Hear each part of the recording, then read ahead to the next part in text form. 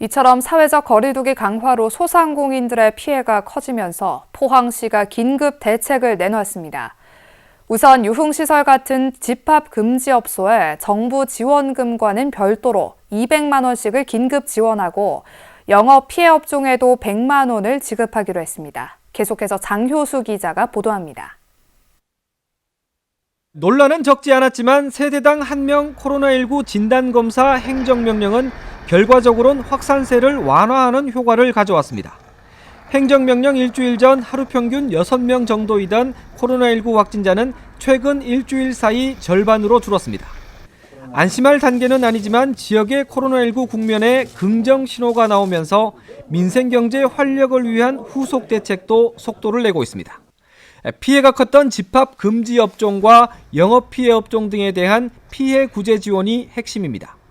포항시는 우선 지난달 18일 이후 문을 열지 못한 유흥시설 등 500여 곳에 200만 원을 각각 지급하겠다고 밝혔습니다. 여기는 정부에서 강화된 사회적 거리두기 2단계 조치 이후에 현재까지 계속 집합 금지, 즉 영업을 못하고 있습니다. 이 업소에 대해서는 정부에서 각 업소당 300만 원 주는 것 외에 우리 시비에서 200만 원을 지급을 하도록 그렇게 할 예정입니다. 또 식당과 카페, 노래연습장 등 영업 피해 업종 11,300여 곳과 확진자 급증으로 스스로 문을 닫은 목욕탕 100곳에도 설 전에 100만 원씩 지원하는 안을 확정했습니다. 이와 함께 포항사랑 상품권을 상반기에만 3천억 원을 발행하는 등 총 5천억 원을 발행해 모두 10% 할인하고 매출액 3억 원 이하의 소상공인에겐 올해도 카드 수수료를 지원합니다. 이른바 착한 임대인에겐 재산세를 임대료 인하액의 50%까지 감면하고 개인 사업자에 대한 세제 감면도 확대합니다.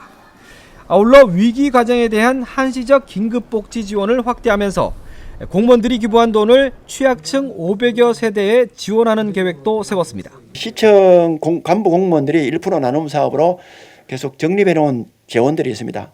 그 6,500만 원하고 포스코가 사랑의 열매 지정 기탁금으로 기탁한 게 있습니다. 그 8,500만 원을 합쳐서 그 소득이 급격히 감소한 노점상이라든지. 한편 포항시는 선행돼야 할 재원 마련과 관련해 기정 재원을 최대한 활용하면서도 추가로 필요한 재원은 시의회와 적극적인 소통으로 확충할 계획이라고 설명했습니다. 그러면서 이런 경제 활력 대책도 방역 체계가 무너질 경우 무용지물이 될 수 있는 만큼 생활 속 방역의 고삐를 절대 늦춰선 안 된다고 강조했습니다. HCN 뉴스 장효수입니다.